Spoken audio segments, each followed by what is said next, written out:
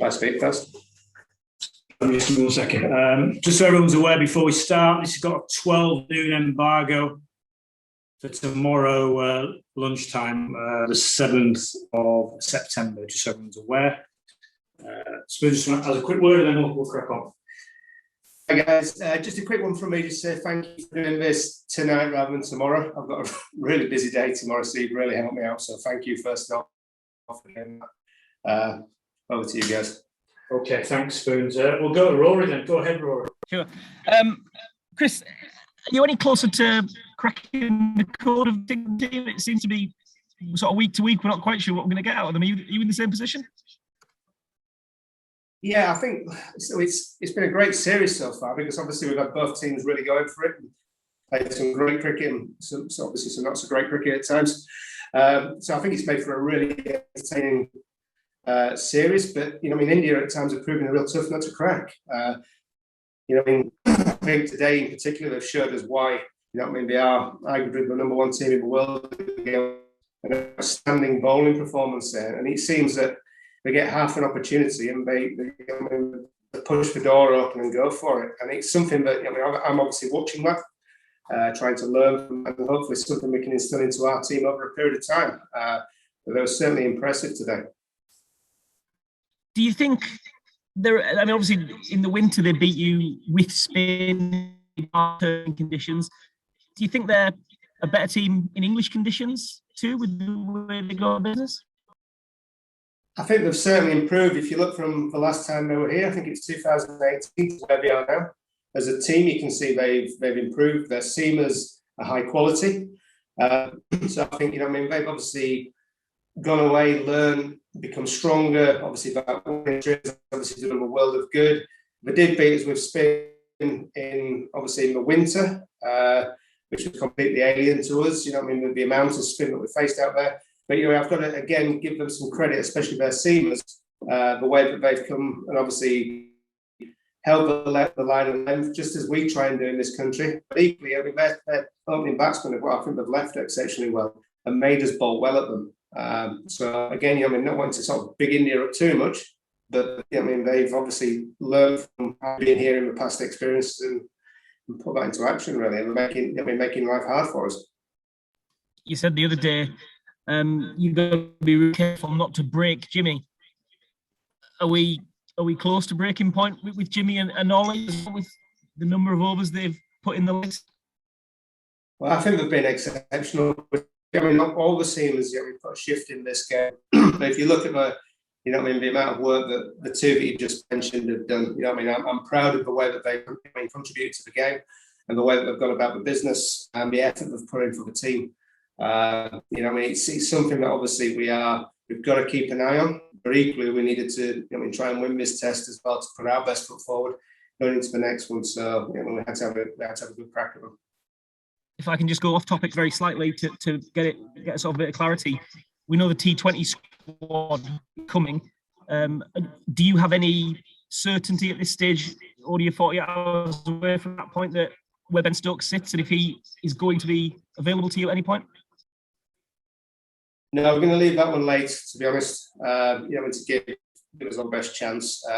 Whatever support Ben needs, he will get from us. Cheers, Rory. Signal's a bit weak here, but we'll go with James Cole. Hopefully you can hear us okay. Go ahead, James. Chris, just picking up on the James Anderson point, will it be his decision? And also, will you take into account the fact, I guess he's not played county cricket, and then there's a gap now between the Ashes? How are you balanced? Sorry, I lost you there. Can you say that again, please, James? Yeah, I'm just wondering with the decision on whether to rest James Anderson, it would be his call. Will you ask him, and how much of will you take into account the fact that he's not played county championship cricket and there is a big gap now as well before the Ashes? I think it's certainly a discussion that he and I will have together. He will have input into that without a shadow of a doubt. Obviously James knows his own body, and he will certainly give me an honest opinion of where he's at, and it's certainly one that I will listen to. We have got a little bit of time now between this game and the next one. I know what he's like. He won't want to miss any cricket, but again, we've got to make sure that, you know what I mean, we look after him. And although there is a gap between obviously the final test and winter in front of him, you know what I mean, he's certainly somebody that I want to make sure. And with Mark Wood fully fit and him maybe able to add that sort of X factor in terms of a bit of extra pace, does he come back for Old Trafford? Well, he certainly comes back into contention about that. We have got some bodies up there, I'm not going to lie. So we've got to obviously keep an eye on that. But he would come back. He comes back, he'll obviously have that pace for us.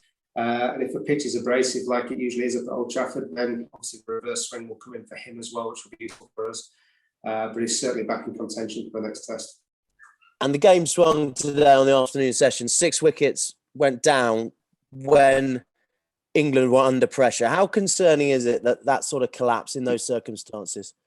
Joe talked about ruthlessness.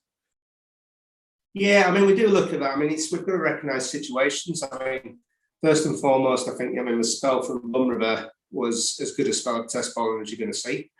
But at the same time, if we want to be where they are, we've got to be able to recognise those situations. We've got to counter those situations and get through that spell of bowling and obviously move on to the next one.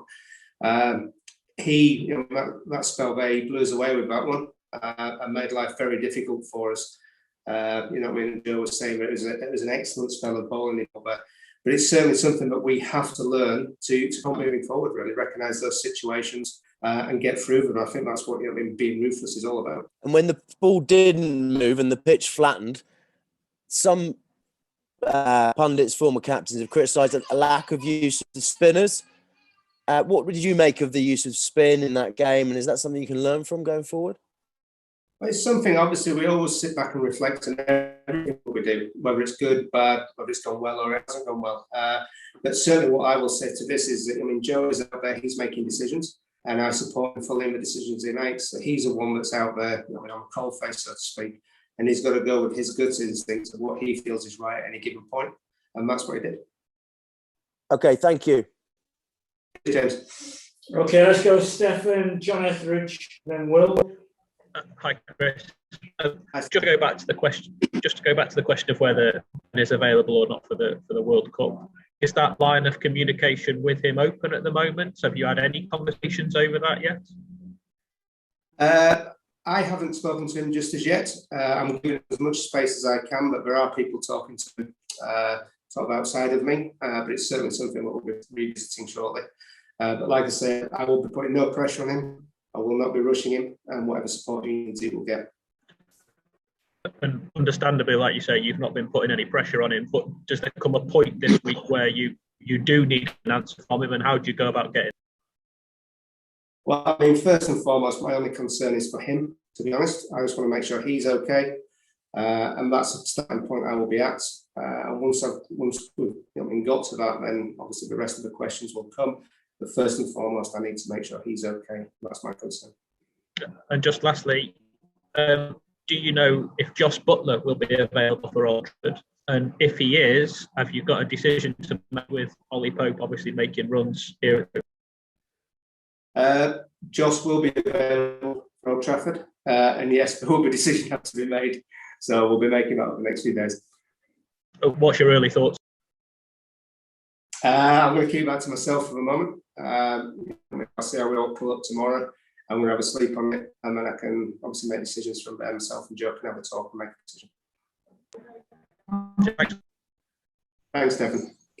Can I just ask to turn the cameras off? Because it's really difficult to hear where we are. I'm sorry. It just might be easier. Apologies for that. That was in the dungeon down here. And then we'll go to John, and we'll finish with Will. It's just really difficult to hear everyone. Apologies. Yeah, Stefan's asked questions I was going to ask, but just to clarify, are you announcing the squad for the last test tomorrow in that case?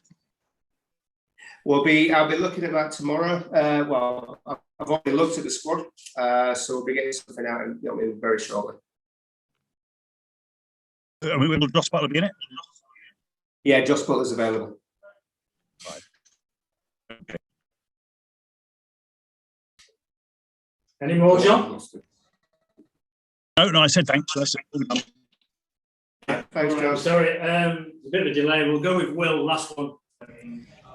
Hi, Chris. Could you give us any sense of what you know about the COVID outbreak among India coaches? Have you guys had to be extra vigilant over the last couple of days? Couldn't really see whether the teams sort of properly shook hands today. Obviously, there might have been some contact there. Have you been extra careful? We have been, obviously, I mean, first and foremost, I hope the guys that, obviously have COVID are fine and well, and obviously wish them a speedy recovery. Basically, we've just made sure that we're doing all our things correct, as we always do, make sure that we're looking after our environment, and then all being well, that gives us the best chance of staying COVID free. And it was fist pumps tonight. Is there any suggestion that we should be worried about whether the final test might actually go ahead? No, as far as I'm concerned, from what I'm hearing, the final test will go as ahead as planned. And we're looking forward to it, because obviously we wanted to go ahead, because we want to bounce back, but we want to even this series up. Cheers. All right, thanks, Will. Okay, I think we're done. It's just really hard for us down here to hear everyone. Just as a reminder, it's a 12 noon embargo for tomorrow, Tuesday, the 7th of September. Thanks, everyone.